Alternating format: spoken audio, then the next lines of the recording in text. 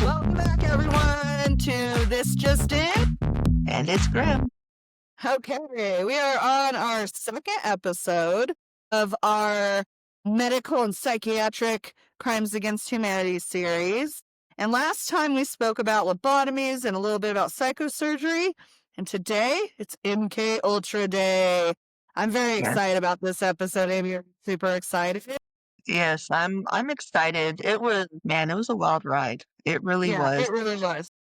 I feel like we could have spent several more weeks researching, still find so much stuff. But Oh, I yeah, know. it's insane. It is. But yeah, Yeah, and like, absolutely. I definitely think that like our last episode talked about a lot about informed consent and how, the lack thereof, I guess. Yeah. That's going to be another theme for the Yep. for the entirety of the series. Yeah. Oh my god, if it is not made more a point during the MK Ultra days, because I mean, I don't know. I'm not going to let too many cats out of the bag. I want to wait. I want to unfold this crazy, wild story. But let's just say that no informed consent or very little informed consent during these days, and especially during the MK Ultra program and the CIA programs. I can't give too much away, but before we get into it, I'm excited. Amy, will you hit us with a trigger warning? For sure. So, this episode contains discussions of psychological torture, drug use and abuse, forced medical experimentation, trauma and abuse by government agencies, sexual abuse and misconduct, prostitution, murder, and suicide, and probably several more that I'm missing because this was a lot. This was pages and pages and pages. And also, when we went, did you happen to go to the newspaper's website? Yeah, I did actually. So much. I looked up from 74 to 77, dude, Yeah, I front was gonna say, pages.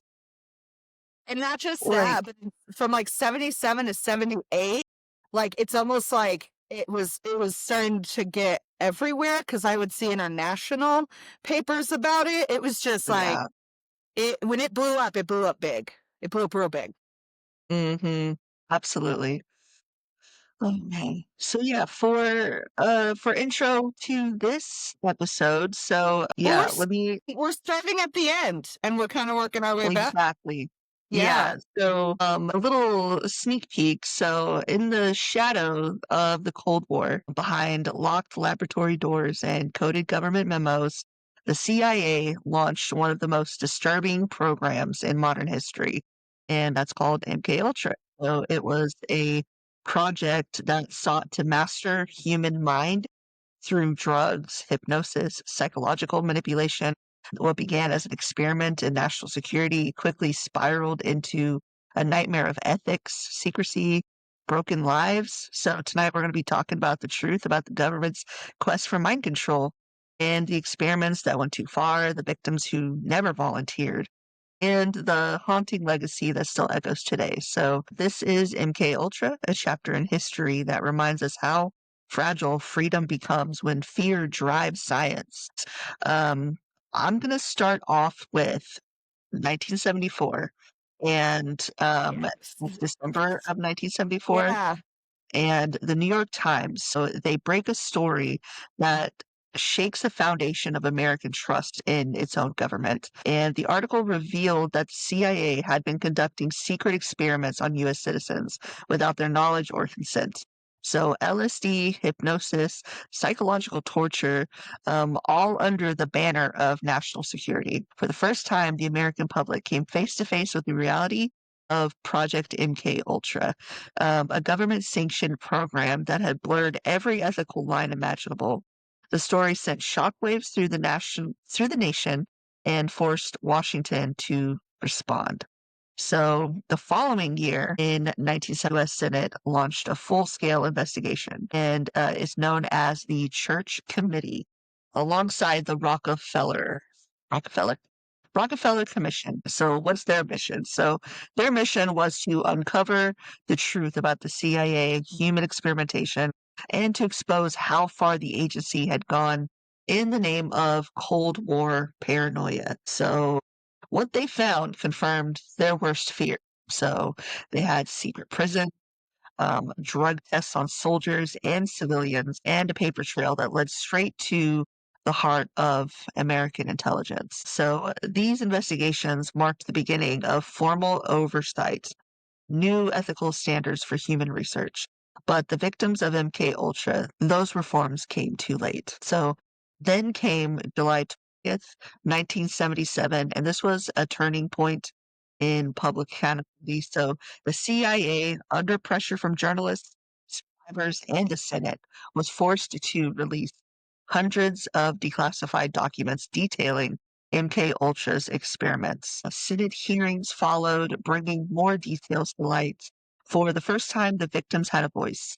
Their testimonies revealed the psychological damage, the lost memories, shattered lives left in the wake of the experiments. The release of the documents transformed was once dismissed as conspiracy into undeniable history. So by the end of those hearings, America had to confront an uncomfortable truth. And the fight for control, even in the name of national security, it crossed lines and into crimes against humanity. And that's when the world really found out about MK Ultra and everything that they were doing. But did you chance to like look? There's a movie on Prime called Mm, MK Ultra. yeah, I Did didn't you watch watch it. it? You didn't watch it? It was pretty good. Yeah, it was kind of slow, Mhm. but the stuff that like they were portraying it was very accurate. So if anyone listening is gonna want to like kind of watch something that's kind of involved in this. Also, wasn't there a movie called The Manchurian Candidate? Wait, 2, I'll get into that. I'm gonna get into it. Really? Yeah. Mhm. Nice. Yeah. So, yeah, I just found out that there was a book, and now I'm wishing that I would have found the book and read the book, but I think I'm still gonna order it and read it because Yeah. this whole thing has been in. Yeah, definitely. Yeah, and it's kind of crazy because like you were saying, you were talking about before, it kind of all it could have been kept secret forever if it hadn't been for the Times and FOIA. Like it would have gone under everyone's noses, right? I kind of feel like. So Yeah, it was absolutely. exposed, and that's when everyone started seeing what they were doing, what MK Ultra was all about. Absolutely. I tried to look up who the whistleblower was, who filed for the Freedoms of Information Act, and I couldn't really find much. So I'm not sure if that's something that you were able to find, but No, yeah. I wasn't really looking into the FOIA. I was doing the back end stuff. So, before we tell you the nitty-gritty details of what MK Ultra was, what it did, and all the major players, it can we can get kind of lost in the sauce, I think, right? Like there Mhm. are a lot of cryptonyms used and a lot of coded project names. And so, before we get into each of those, I'm going to give you guys some general info to make it a smidgen easier to follow along this ride. All right, Yeah. a fast pass, if you will. So, MK Ultra is the name of an illegal human experimentation project that the CIA ran from the early 50s until 1973. But if you caught what Amy said earlier, information wouldn't be made public until 2 years after its closure. MK Ultra was developed as a reaction to rumors that the Soviet Union, China, and North Korea had developed and used mind control drugs on U.S. war prisoners during the Korean War. Now, at its genesis, MK Ultra would try to seek a truth drug of sorts, or a mind control drug in some areas as well. But it would evolve into an entirely different monster with many sub-projects, earmarked for other purposes. Now, they would all have their own classification or cryptonym. This is common practice in the CIA to use ambiguous names for projects so that nobody could tell on the surface what the project was actually about.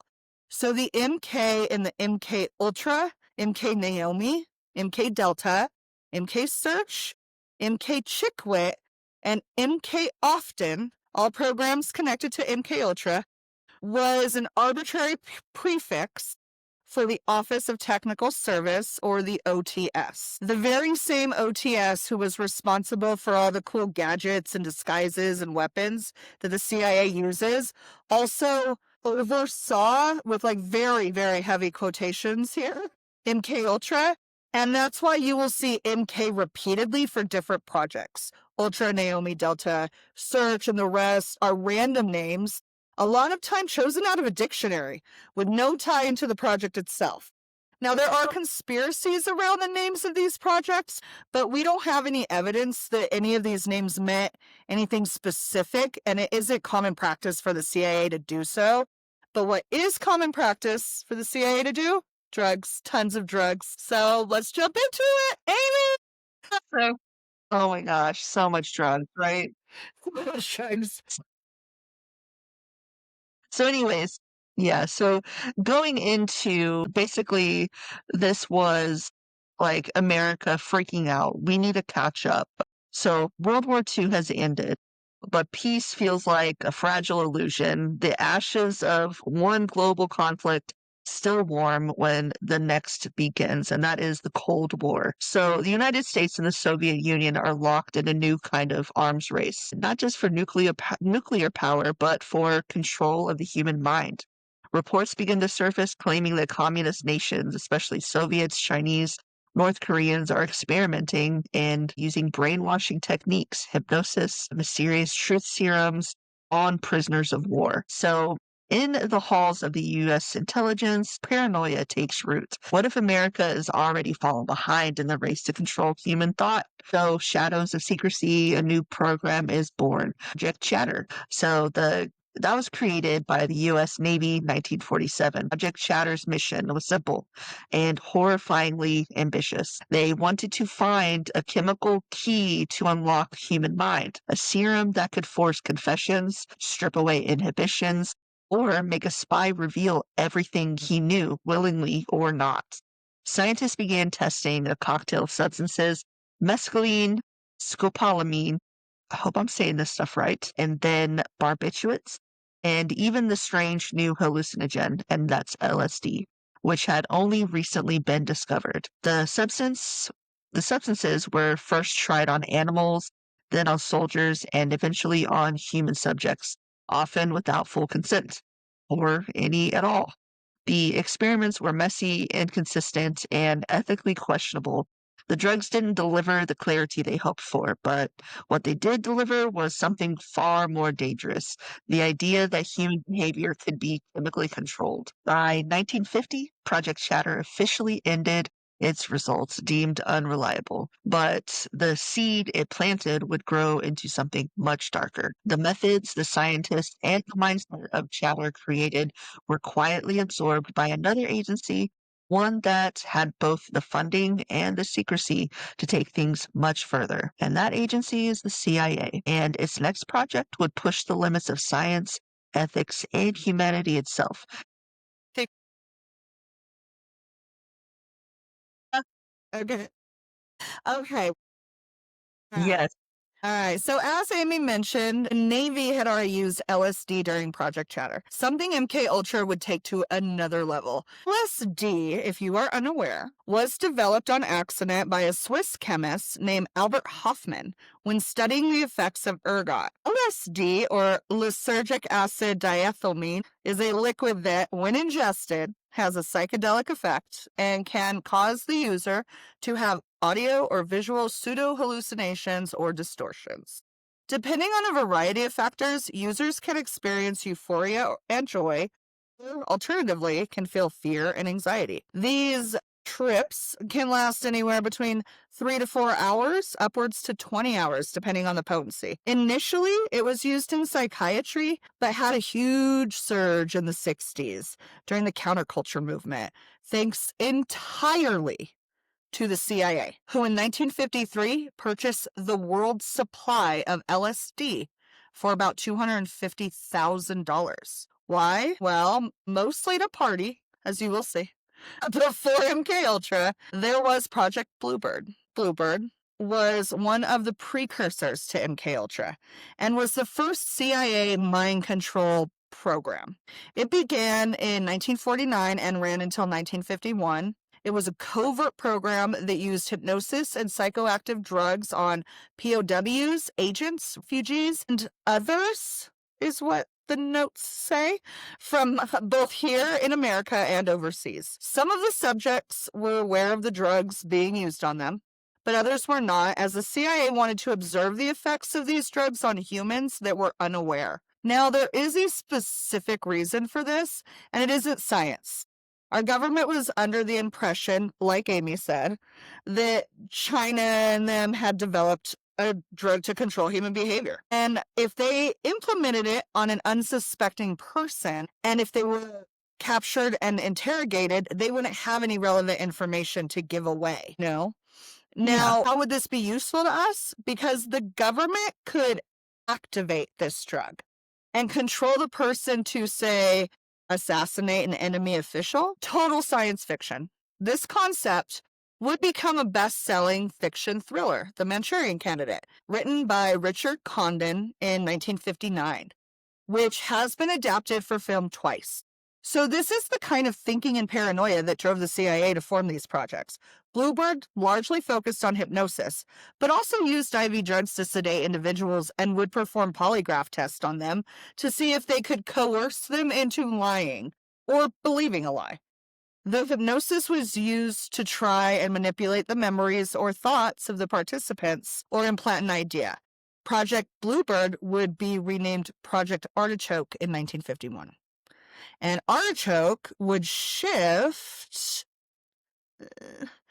Artichoke would shift the focus into interrogation methods and determining if a person could be made to unwillingly assassinate another human.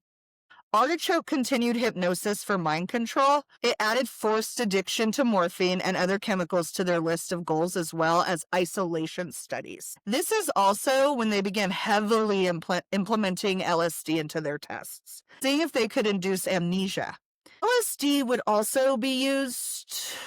Let me do that again. LSD would also be used overseas on human subjects for the Army, Navy, Air Force, and by the FBI during interrogations. Cocaine, marijuana, heroin, peyote, and mescaline were used at first.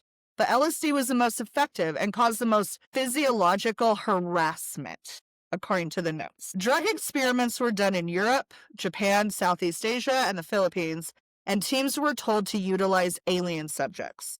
So in 1952, CIA agents were secretly drugged by their colleagues so that they could observe the effects of LSD on unsuspecting people. And in one record, an agent was kept on LSD for 77 days. 77 days. What The the hell? CIA also studied the use of diseases for interrogation, citing that some can have incapacitating qualities. Okay, so on to MK Naomi. MK Naomi was another CIA program that began before MKUltra as well. Now, it was a co-op with the Department of Defense, and its primary focus was evaluating and storing chemicals or materials that could be used as biological warfare agents. Examples range from modified guns that could fire special darts coated with poison that would incapacitate guards to poisoning entire fields of crops. This program was dissolved in 1969 after Nixon banned the use of biological weapons. And then MK Delta, a program that oversaw biochemicals used overseas in covert operations, is also tied to MK Ultra. But few surviving documents were recovered, so little is really known about how or who these biochemicals were used on, or even what these chemicals could have been. It is also noted that these operations most likely began around 1950. So many drugs, and we haven't even gotten to the party yet. So I think we're finally kind of there. Those are just some programs that were tied to MKUltra or were, the beginning stages of MKUltra to where MKUltra developed, to where the CIA Yeah. with it. So, Yeah, absolutely. So inside the newly formed CIA, The fear becomes an obsession, and at the center of it all stands one man, and that's Alan Dulles, the agency's first civilian director. And Dulles is convinced that communists are using drugs, hypnosis, and psychological conditioning to create brainwashed agents, aka Manchurian candidates. So he authorizes a top secret research initiative to ensure that the US wins the psychological arms race. On April 13th, 1953, the CIA officially launches Project MK Ultra. Dulles places the program under the command of Sidney Gottlieb, a chemist with a quiet voice and a mind for chaos. Gottlieb is sometimes called the Black Sorcerer of the CIA. He believes the key to mind control lies in breaking the human psyche completely and then rebuilding it. Hold on, I'm sorry, 1 second. I think he gave. Do you think he gave himself that title? Oh my God, for sure. Everything I've read about a little, I didn't dive super into them because I knew you were kind of covering that part. Yeah, But I couldn't help but read about them, of course, and yeah, I think he gave that title to himself. yeah. He's like, they refer to him as, and he's also there write it down. Yeah, and they're like, hey, man, calls him that. Okay, he only calls himself that. You could I probably think that like there's so many men in history. They're like, yeah, they call me the boss. It's like nobody calls him that. Nobody calls Frank that. Frank's not the boss around here. You Oh my know? God. Yeah. I feel It's like like that's one step behind the Hun Sen, the supremely glorious, victorious leader. For real. Okay, so under Gottlieb's direction, MK Ultra becomes a sprawling network of over 150 subprojects, reaching into hospitals, universities, prisons, military facilities. Many of the subjects have no idea they're being experimented on. So the tools of the trade, LSD, electroshock therapy, sensory deprivation, hypnosis, psychological purpose, and it's to see if they could erase memory, alter behavior, extract truth by chemicals or by psychological means. And Gottlieb's experiments quickly spiral out of control. His obsession with LSD leads to some of the most infamous, unethical trials in American intelligence history.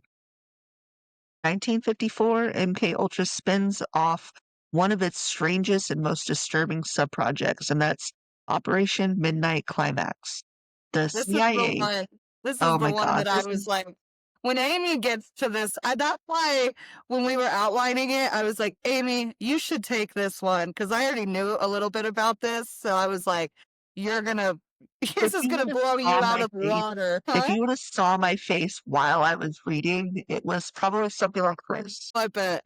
Okay, There was, anyway, I'm sorry, I digress. yeah, no, there's multiple times I had to take breaks. I'm just like, fuck's sake. Yeah. So yeah, CIA sets up safe houses in San Francisco, New York, and they disguised as normal apartments. Inside there, microphones, two-way mirrors, record everything. So prostitutes secretly employed by the CIA or unsuspecting men to these locations.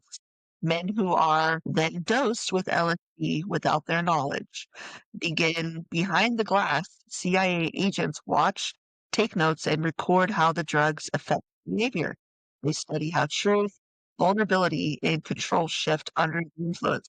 For more than a decade, from 1954 1966, this bizarre experiment continued government-run operations of sex, drugs, and surveillance. None of the victims ever knew they were test subjects in psychological experiments run by their own government. They also like never really kept up with the people afterwards. I mean, it seems like if you are actually running an experiment, you would want to see how this affects those subjects in their daily life, but I feel like for this, it was more like the prostitutes were a lot like it wasn't just one way. It was like the prostitutes were being like, watched and also Wow. and then also the men were being tested on as well. So it was like there's multiple different, Well, the thing is, aspects here. right, and the thing is like if they were trying to come up with a mind control drug of some sort, or there a process of by Mhm. using drugs to be able to control the mind, or a truth serum, if they were trying to really do those things, then they would have followed a similar scientific process that Yes, any other scientist uses, but they simply didn't. They just dosed and let them go. and they watch them and then they let him go. It's Let like, him go. It's like, how how that's you know what not even a happened? proper study, it's not. Exactly. It isn't. It absolutely isn't.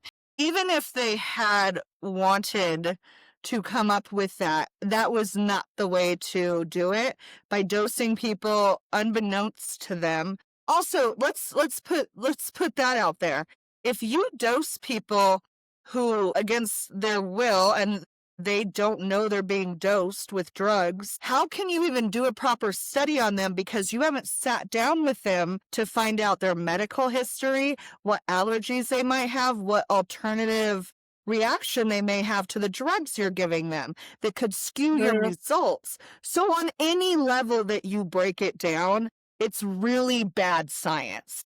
yeah, absolutely, and what if they did drugs all the time and they'd have a very heightened tolerance, and the Sure. the dosage even, like, for their weight and their Right. height, and, like, I mean, Or it's they have somebody who has some kind of psychological disorder, and LSD maybe does make them be more susceptible to suggestion from them. And so they just think it worked because of that, not taking into account that that person had something that made them more suggestive. So like yeah, it's bad science. Real bad science all the way around, absolutely no matter else. what. Yeah, so Oh, inside and by the way, on the yeah. taxpayer's dollar, Oh, yeah. this was all tax money that was used to cover this. So Mhm. let's put that into perspective. From the early 50s until the early 60s, people were paying taxes for the RCI to do these not experiments, let's not call them that, to dose people, to party with LSD, and because they bought all the LSD and they brought it to America's soil, they literally came up with the counterculture movement, Yeah. which I don't think was a wanted result from them, but Mm-mm. like they got that. These are the same people that were paying taxes back then that are upset whenever they pay taxes today about, any kind of research done for like any kind of behavior, or, autism or anything. Like, these are the same people. It's like, no, no, no. You guys spent your taxes on silly things. Mhm. Don't talk to us about what spend taxes on. Okay? Because that's what you guys were spending your taxes on. Absolutely. My god, Ridiculous. for real. Anyways, sorry, I went off on a tangent there, but It's okay. go No, ahead. it needed to be said, that's for Thank sure. Yeah, so inside the secret rooms, the line between science and sadism blurred completely, and at the top of it all is Gottlieb and Dulles keep pushing forward, convinced that the chaos of the human mind, they might find the ultimate weapon, and this was MK Ultra's most unrestrained and the intersection of fear, science, and control. Let me see where I am at. So, does that take me to MK search? yes. Okay. And Chicklet. I will Yeah, go ahead. I'm excited because I haven't read any of those, so No worries. I'm excited. So so yeah, so MK Ultra had, like I kind of talked about before, there was some precursor programs. Well, there were also some programs that popped up after MK Ultra started that were still heavily tied to MK Ultra. Mhm. One of them was MK Search, and what we know of this program is pretty grim. So, oh, grim. Hey. It began in 1964 and it ran until MK Ultra's closure. And ironically, it will bring us back around to lobotomies.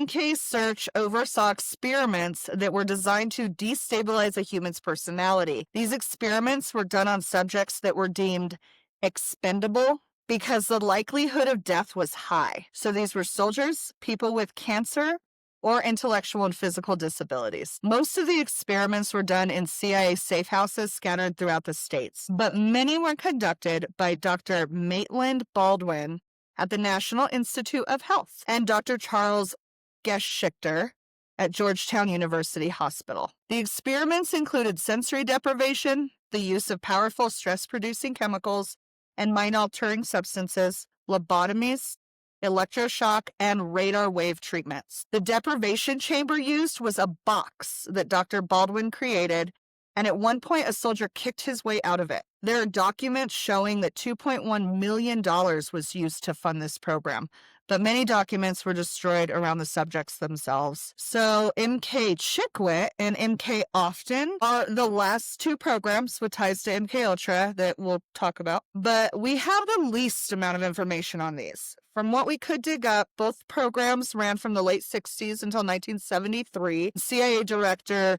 Richard Destroy the Files Helms shut everything down. McChickwit, what the MK Chickwit was a DoD co-op that had Army soldiers scouring Europe and Asia, gathering information and samples of potential new drugs and chemicals that could be synthesized for drugs. MK Often was another co-op with the U.S. Army Chemical Corps at Edgewood Arsenal in Maryland.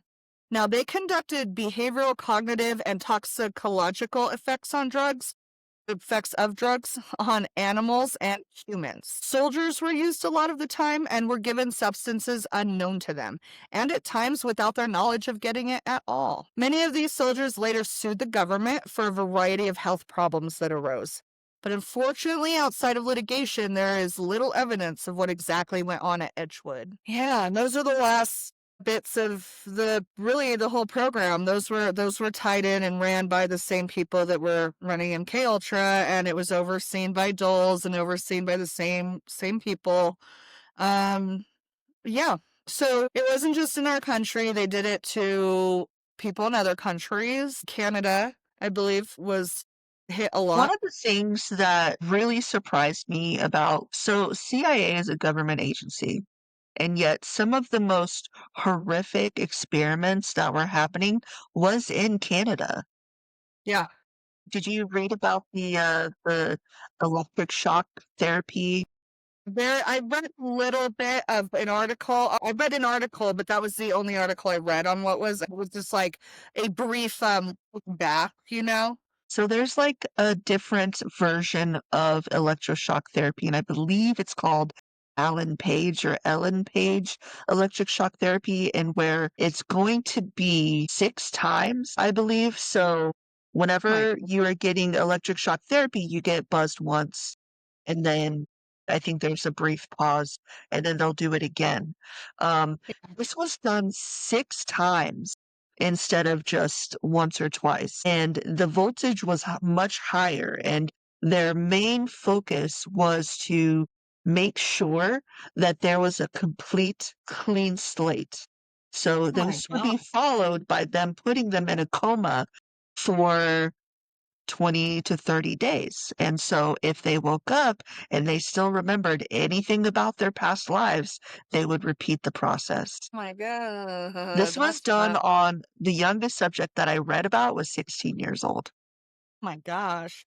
Yeah, and this was all done in Canada, which, I mean, it just like, I understand.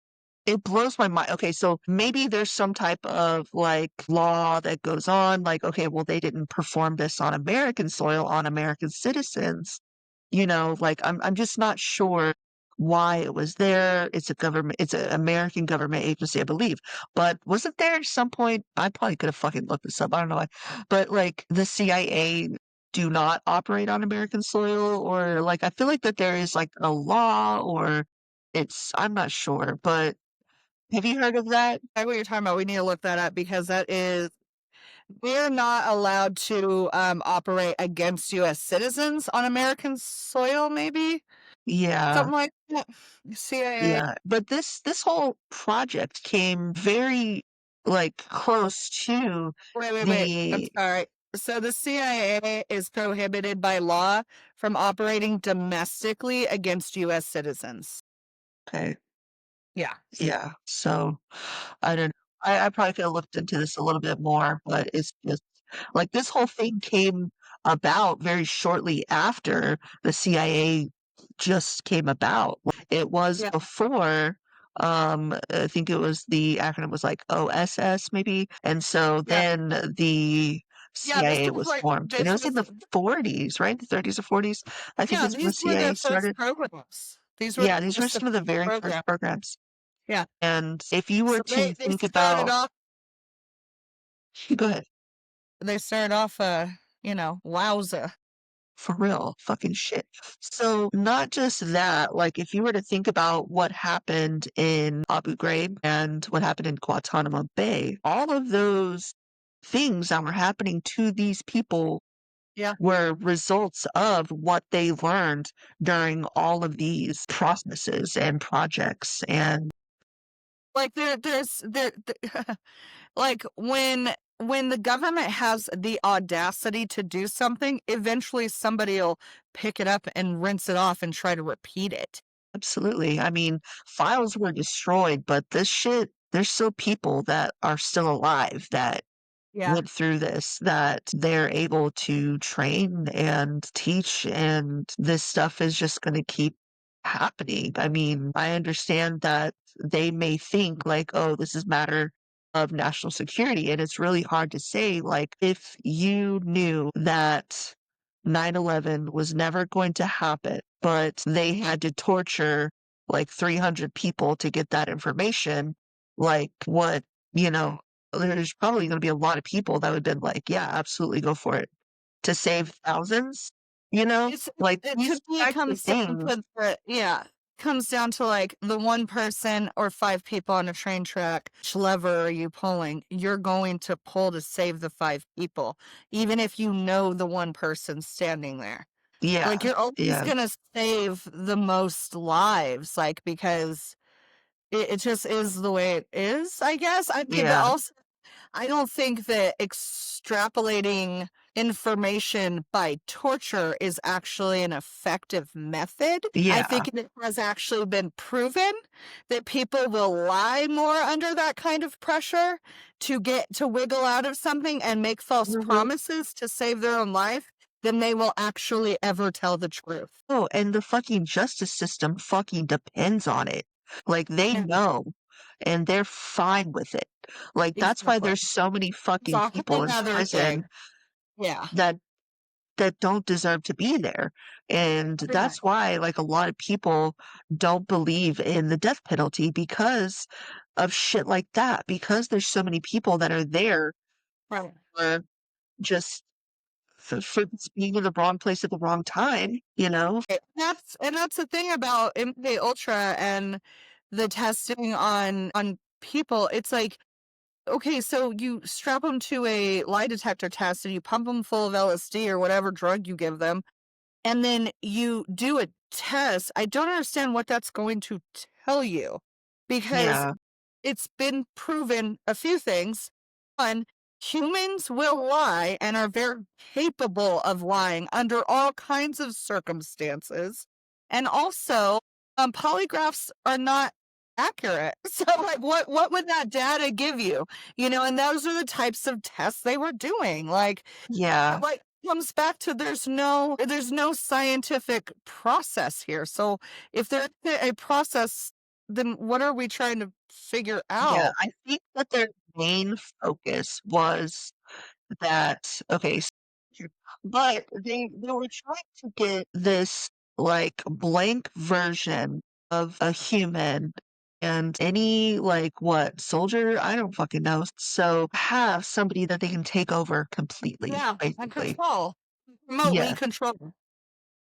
And so they won't be tempted to go by their instincts or their whims. They are going to have a completely blank slate. And so that is what I feel like one of their main things was that so if they were to do something and then get caught, that they would have a veil of amnesia. They would have nothing to report back. Sure. And so a lot of the experiments that they were doing was to, I mean, there's a lot of different reasons, but I feel like one of the main reasons was to see if they could make a human that was completely manipulable. And That was yeah, definitely one of their drives. Yeah, 100%.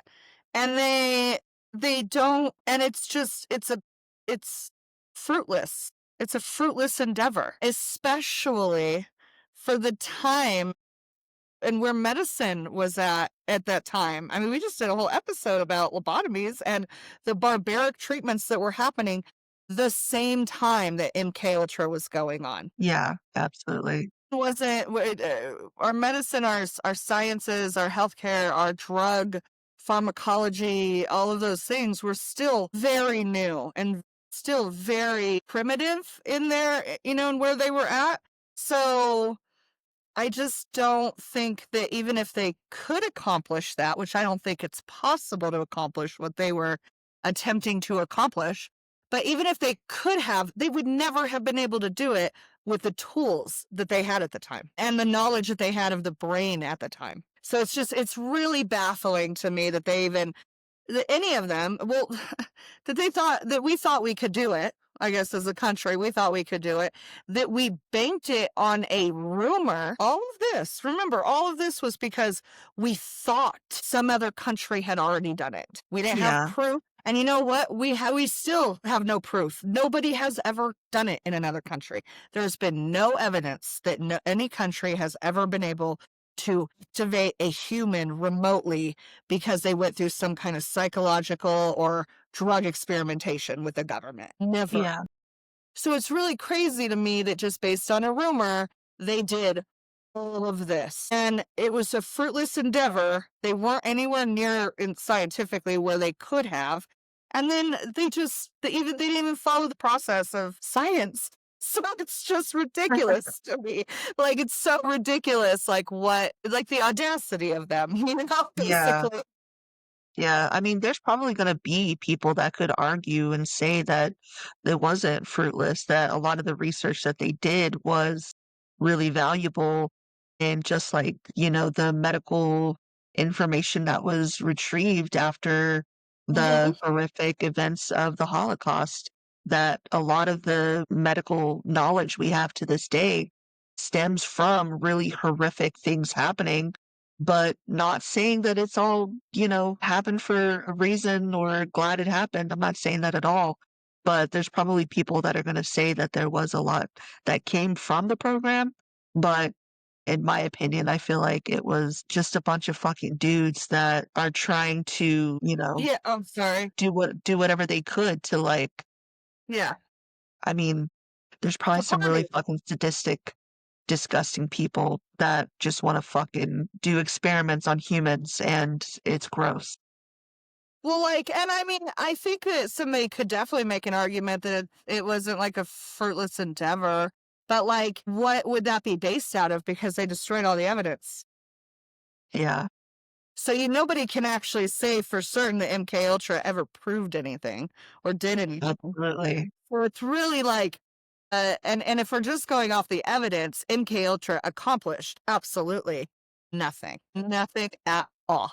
So it was just a waste of money and a waste of time and a It waste just of ruined life a lot of and people's lives, ruined exactly for and nothing. it ruined a lot like, a whole generation of Americans. It ruined their trust in their government. Yeah, One thing that's also really interesting, kind of questionable, the people that lived through this and still know about this are the ones that are just so like proud to be American, patriotic. Like, what happened?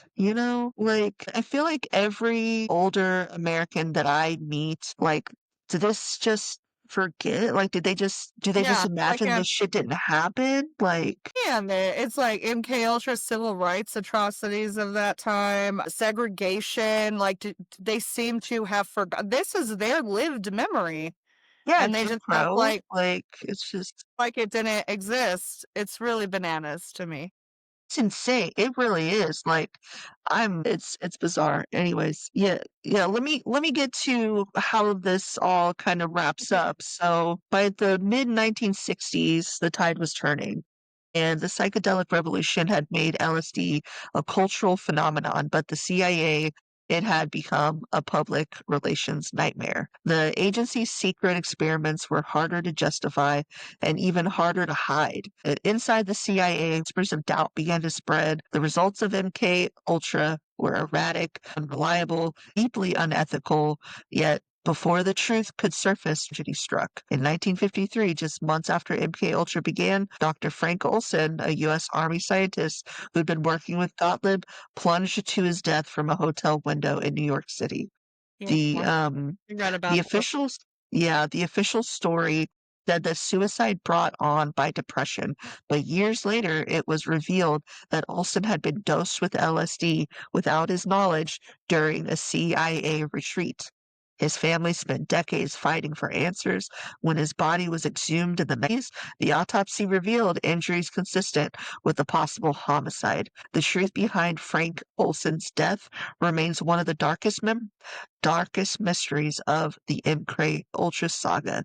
By 1973, as Watergate scandal began unraveling Washington's faith in secrecy, then CIA Director Richard Helms issued an order to destroy all of MK Ultra's files. Thousands of documents, years of experiments were All the proof. yep, Helms wanted to erase the program from history. And I think this also really like solidifies our like views because if this was going to be something that they could really stand behind, if this was something that was like solid evidence, solid processes, ethical, Right, like then right. you wouldn't have felt the need to get rid of Destroy all it. of that and Exactly. save everybody's fucking asses. Thank you.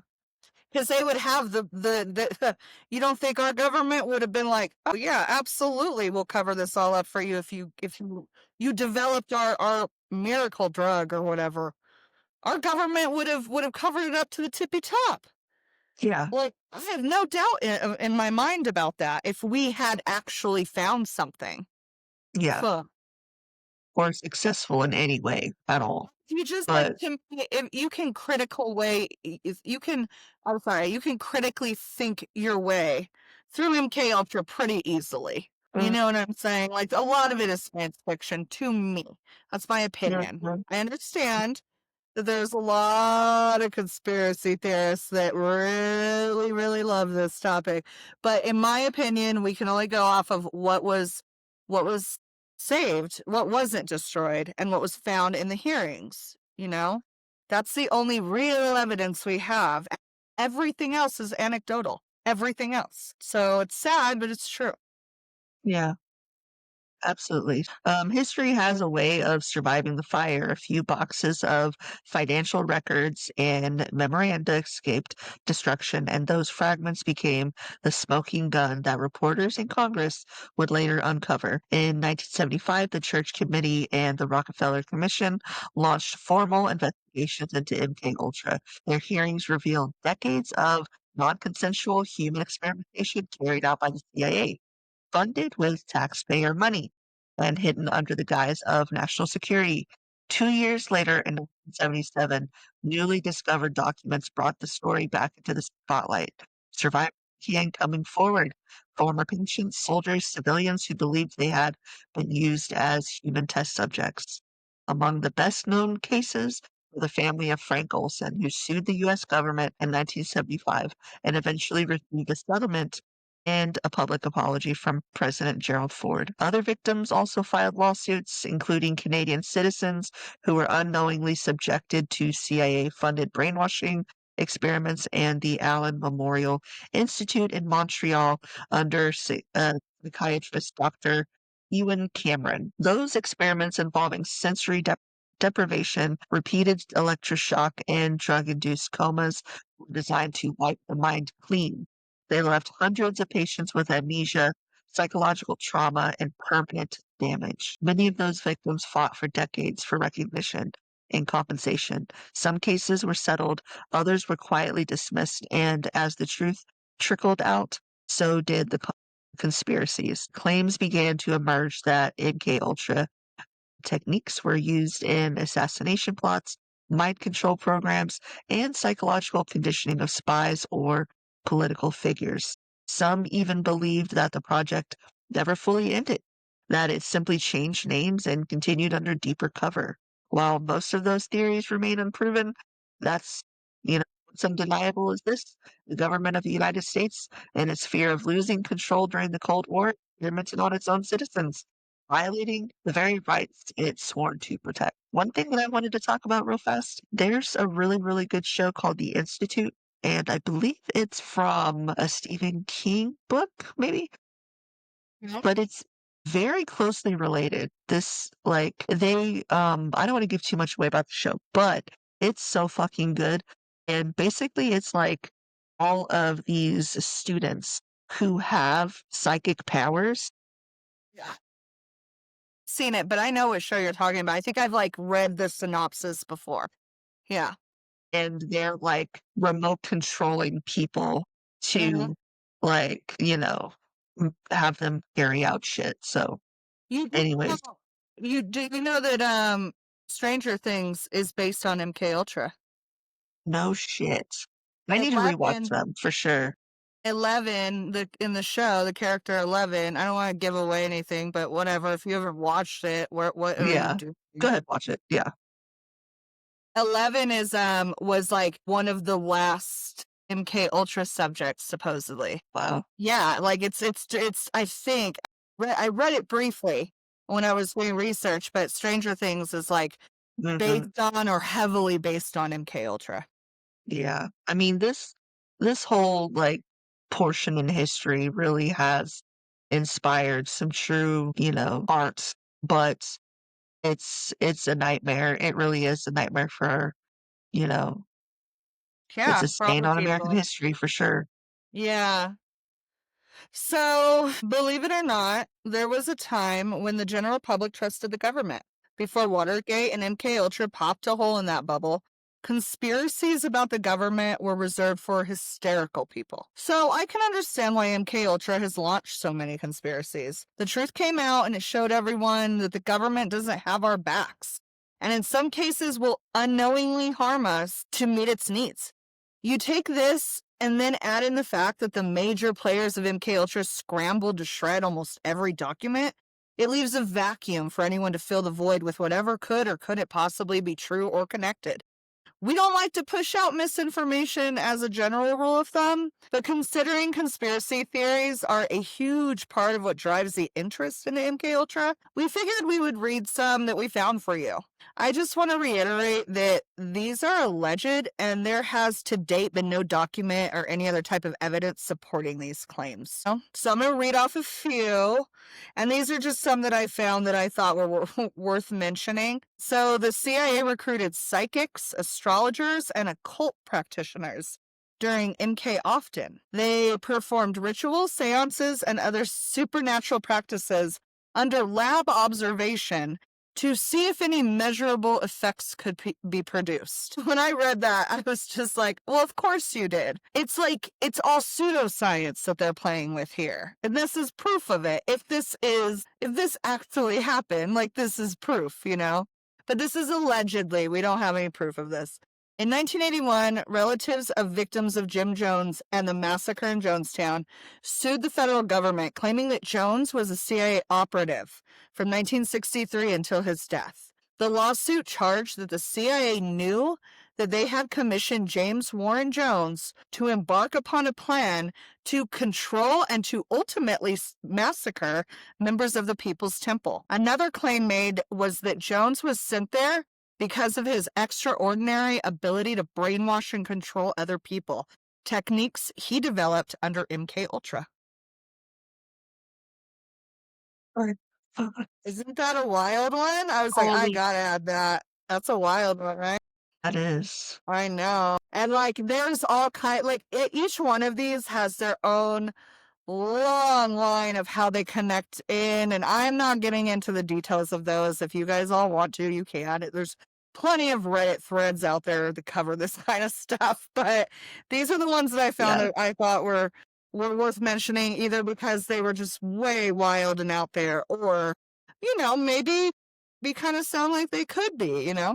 So Yeah. Charles Siragusa, a very interesting character, worked under MK Ultra's Operation Midnight Climax as a manager. He later testified against his colleagues during the Congress hearings. He made various claims that have not been substantiated, that he oversaw experiments in safe houses in New York, and that the CIA approached him to coordinate domestic assassinations, to name a couple. He actually spent most of his career pursuing American gangster Lucky Luciano, and would even be cast to play himself in the film Lucky Luciano. So, this guy worked as a manager within K Ultra and testified against his colleagues, but his larger than life personality outside of that makes me think that maybe some of his claims weren't true. You know what Uh-huh. I mean? But maybe they are, because he did by all accounts work there. So anyways, crime boss James Whitey Bulger, I never know how to say that. James Yeah. Whitey Bulger claimed he had been subjected to weekly injections of LSD while in prison in Atlanta in 1957. And it was common practice for CIA agents to use these trials in prisons at the time under MK Ultra. This was very common practice. They went to prisons and they went to universities a lot of times. Okay, so in 1960, while attending Harvard, Ted Kaczynski, aka the Unabomber, volunteered 200 hours to a psychological experiment led by a Harvard psychologist. He would later claim that this was done under MK Ultra, and it is described as a purposely brutalizing psychological experiment. That's how he described it. So, we know he was at Harvard. We know MK Ultra did do, set these trials up at universities, but that's all that we can say about that. Once again, we don't have evidence to back it up other than, very circumstantial, I would say. All Yeah. right. So in 1994, Saran's lawyer made an appeal to the courts that the reason Saran assassinated Robert F. Kennedy back in 1969 was brainwashing, and that he was in a trance-like state when he committed the crime, and that it was likely that MK Ultra was to blame. He did this when he did an appeal. He said that the reason he assassinated Kennedy was because Robert Kennedy, anyway, was because of MK Ultra. Also, we should note that this lawyer has tried a few different things to get him out of prison. So MK Ultra just popped up at one point. Charles Manson has been linked to MK Ultra due to his time spent in prison and the evidence that MK Ultra did conduct the study on prisoners. He is also linked to the Haight-Ashbury Free Clinic in San Francisco, where MK Ultra was suspected to operate out of during a period of time. And this would have likely been around 1967, after he was released from prison. They had a lot of their Operation Climax places in San Francisco. Yeah, and that was part of his stomping grounds at one Yeah. point. So yeah, but do we know? No, because do we know because it's true or untrue? No, we don't know because there's no evidence. We have no documents to back any of it up. But Yeah. also, by the way they were running their experiments, I don't know if they would have kept good records anyway. So would we ever even have the information? I don't know. Okay, and the most recent, internet denizens claim that MK Ultra is still being run on unsuspecting citizens, including the Columbine shooters, the Sandy Hook massacre shooter, and Cardi B. Yeah, they claim Cardi B was a victim of MK Ultra because she zoned out during an interview at a red carpet event. And that's something I saw and I saw was fun. I should add it.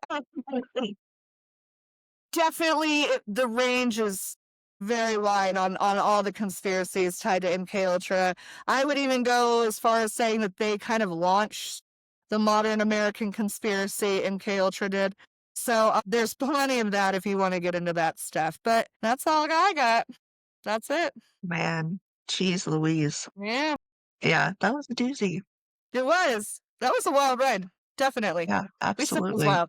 So many drugs. I can't believe the amount of drugs they brought into the country. Like the entire world supply.